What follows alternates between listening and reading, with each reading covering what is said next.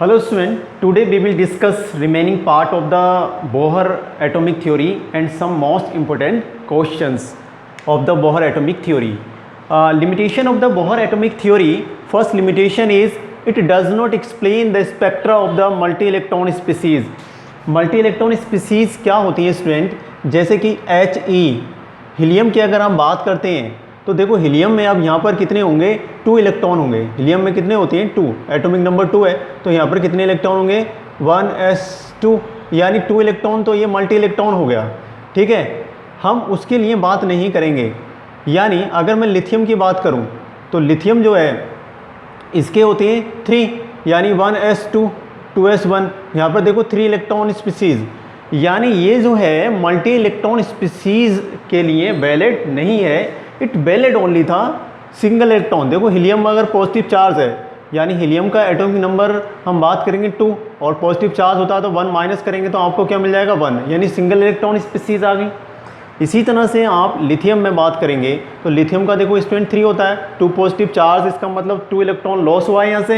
यहाँ से आप 2 माइनस करेंगे तो आपको देखो सिंगल इलेक्ट्रॉन ही मिलेगा। अब हम बेरिलियम में बात करते हैं तो बेरिलियम में देखो 4 होता है, अब 3 पॉजिटिव चार्ज माइनस करते हैं हम, यानी 3 इलेक्ट्रॉन यहाँ से निकल गए हैं। अब आपको यहाँ पर मिलेगा single electron. This Bohr atomic theory valid for only the single electron containing species, तो it does not explain the spectra of the multi electron species. Bohr की atomic theory multi electron species के लिए valid नहीं थी, जैसे कि He2 के लिए वैलिड नहीं होगी। उसके अलावा मैंने बहुत सारी स्पीसीज बताई लिथियम के लिए। लिथियम अगर पॉजिटिव 2 लिखा हुआ है तब उसके लिए वैलिड है, बेरिलियम के लिए वैलिड नहीं है। Be 3 पॉजिटिव चार्ज लिखा तो उसके लिए वैलिड होगी। ठीक, तो एक क्वेश्चन आपको यहाँ से एग्जाम में मिलता है एकेडमिक में। चलो नेक्स्ट बात करते हैं। Bohr theory does not explain the fine spectrum of even the hydrogen atom. तो हाइड्रोजन एटम के फाइन स्पेक्ट्रम की बात करते हैं तो ये एक्सप्लेन नहीं कर पाई थी। फाइन स्पेक्ट्रम क्या होता है स्टूडेंट? जब हाइड्रोजन का हम स्पेक्ट्रम बनाते हैं तो इसमें कुछ स्पेक्ट्रल लाइन जो होती हैं वो बहुत ज़्यादा पास दिखाई देती हैं, बहुत ज़्यादा पास। तो ये हाई रिजॉल्विंग पावर माइक्रोस्कोप से अगर हम इसको देखेंगे तो हमें ये लाइनें दिखाई देंगी जो बहुत ज़्यादा नज़दीक लाइनें होती हैं। This line is known as the fine spectrum of the hydrogen atom. Bohr की थ्योरी इस फाइन स्पेक्ट्रम को एक्सप्लेन नहीं कर पाई थी। ठीक है, तो ये सेकंड लिमिटेशन हो गई बोहर एटॉमिक थ्योरी की। Now the next one, it does not explain the splitting of the spectral line under the influence of magnetic field. अब ये स्पेक्ट्रल लाइन को इन्होंने मैग्नेटिक फील्ड में रखकर देखा, मैग्नेटिक फील्ड में रखा इन्होंने। तो मैग्नेटिक फील्ड में जो एक साइंटिस्ट थे उन्होंने इसको रखा था, उसको बोलते हैं जीमैन। तो ये जीमैन इफेक्ट बोला इन्होंने, क्या बोला? Zeeman effect, Zeeman effect.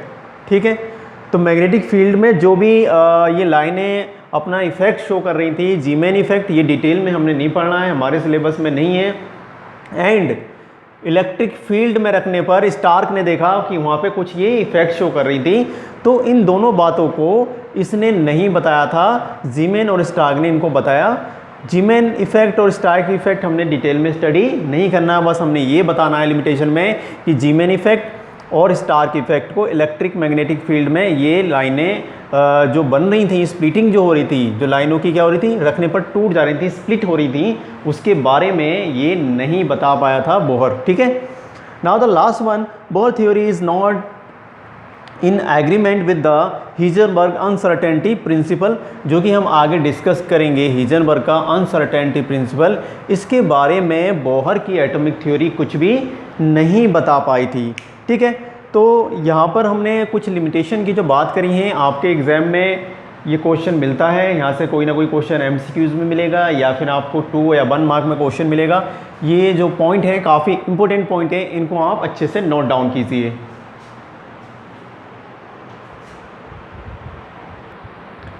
अब ये क्वेश्चन है student, calculate the distance of the separation between second and third orbit of hydrogen atom. Hydrogen atom की किसकी बात कर रहा है? सेकेंड एंड थर्ड ऑर्बिट की। तो इस बात पे आपको ध्यान देना है। क्या पूछा उसने? डिस्टेंस पूछी है सेकेंड और थर्ड ऑर्बिट की। तो देखो आपको पता है ये हाइड्रोजन का हमने स्पेक्ट्रम बनाया और यहाँ पे ये न्यूक्लियस है और यहाँ पर ये इस तरह से है, ये पहली orbit, second orbit, third orbit. तो किसके बारे में पूछा है इसने, इसके और इन दो के बारे में पूछ रखा है। तो हमें पता है कि भाई रेडियस निकालेंगे हम यहाँ से। रेडियस होती है, आपने प्रीवियस लेक्चर चेक कीजिए, उसमें हमने रेडियस कैलकुलेशन सिखाया था आपको पूरा। फॉर्मूले पे आपको ध्यान रखना है, फार्मूला आपको याद करने हैं, ठीक है। तो रेडियस n मतलब मैंने n ऑर्बिट के लिए मान ली, ठीक है, n बताता है ऑर्बिट को। तो 0.529 इंटू n स्क्वायर इंग्स टर्म में, ठीक है, ये फॉर्मूला है। अब आपसे पूछा है कि रेडियस ऑफ किसके लिए, तो थर्ड और सेकंड के लिए, है ना।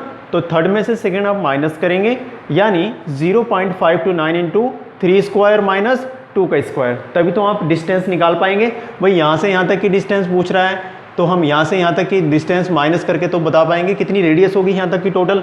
तो यहाँ पे हमने क्या करना है, 0.529 इंटू, अब यहाँ पे बचेगा 3 का मल्टीप्लिकेशन करेंगे 9 और माइनस 4, यहाँ पे आपको स्टूडेंट मिल जाएगा 0.529 इंटू 5 एंगस्ट्रॉम में। अब आपको आंसर स्टूडेंट यहाँ पे मिलेगा अप्रोक्सीमेटली 2.64 एंगस्ट्रॉम। ये आप कैलकुलेशन करके चेक कीजिए आंसर को। तो अब आपको पता लग गया कि यहाँ पे जो रेडियस थी R3 और R2 कितनी आ गई, ये पूछा था उसने 2.64 एंगस्ट्रॉम। तो प्रॉब्लम बहुत इजी सी होती है, क्वेश्चन को समझना है, फॉर्मूले में सिर्फ वैल्यू ही रखना है, कैलकुलेशन करना है, आपको आंसर मिल जाएगा। क्लियर होती है बात, नोट कीजिए। Now the next numerical calculation the velocity centimetre पर सेकेंड। ये यूनिट दी है, आपने इसी यूनिट का यूज़ करना है। An electron placed in the third orbit, electron को रखा गया थर्ड ऑर्बिट में, ठीक है, फॉर द हाइड्रोजन एटम। किसके लिए बात कर रहा है, हाइड्रोजन एटम के लिए बात कर रहा है। तो देखो आपको पता है रेडियस का फॉर्मूला आपको याद है कि रेडियस इक्वल्स टू होती है 0.529 इंटू 10⁻⁻8 n स्क्वायर, ठीक है। तो सेंटीमीटर में 10⁻⁻8 ले लेते हैं, ठीक है, एंगस्ट्रॉम में भी यूज़ कर सकते हैं। तो हमने यहाँ पे सेंटीमीटर का यूज़ करना है हमारे क्वेश्चन के अकॉर्डिंग।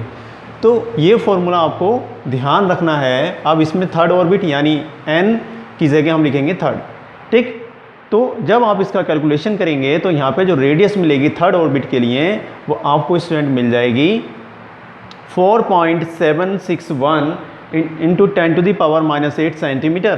क्लियर हो गई बात। आपको ये बात पता है कि MBR इक्वल्स टू होता है NH/2π, यानी ये क्या है, एंगुलर मोमेंटम, एंगुलर मोमेंटम। तो एंगुलर मोमेंटम आपको पता है NH/2π।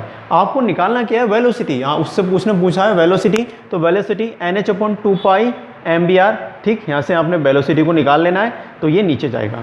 नाउ आपको पता है स्टूडेंट, यहाँ पे सारी वैल्यूज रखना है। n कितना ऑर्बिट को बताता है, यानी n है 3, और यहाँ पे h देखो, अगर अर्ग सेंटीमीटर की बात करते हैं तो 6.624 इंटू 10⁻⁻27 वैल्यू आती है, ठीक है।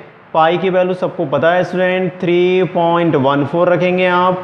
और mass of single electron species hydrogen के लिए आपने क्या रखना है, 9.108 आप पूरी वैल्यू लिखेंगे इस तरह से, इंटू 10⁻⁻28, ठीक है।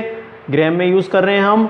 आर की वैल्यू स्टूडेंट अभी आपने ये निकाली है, ये सारी वैल्यूज़ को हमने यहाँ पे पुट करना है। तो ये मैंने वैल्यू रखी 6.624 इंटू 10⁻⁻27 2, ठीक है। यहाँ पे 2 पाई की value 3.14 and mass of electron equals to 9.108 into 10⁻⁻28 and R की वैल्यू हमने यहाँ से उठा के रखनी है इंटू, ठीक है, 4.761 इंटू 10⁻�8, ठीक है। ये सारी वैल्यूज़ हमने यहाँ पर रख दी।